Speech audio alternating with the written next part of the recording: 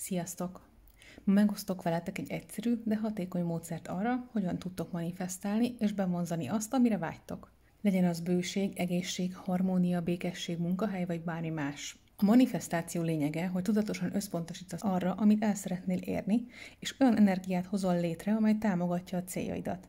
Egyfajta mentális és spirituális irányítás, ami segíti a vágyaid megvalósulását. Ennek a módszernek természetesen a gyertyagyújtás az alapja. Az a lényege, hogy 21 napon keresztül minden nap meggyújtasz egy fehér teamécsest, miközben egyértelműen megfogalmazod, hogy mit szeretnél bevonzani. Mindjárt meg is mutatom, és meggyújtunk együtt egy mécsest. Fontos, hogy a mécsest hagyd végig égni, mert ez szimbolizálja a folyamat teljességét. Soha ne hagyd felügyelet nélkül, ez nagyon fontos. Itt akkor gyújtsuk is meg. És mondd közben, hogy mire gyújtod ezt a mécsest. Én ezt a mécsest most a bőségre gyújtom.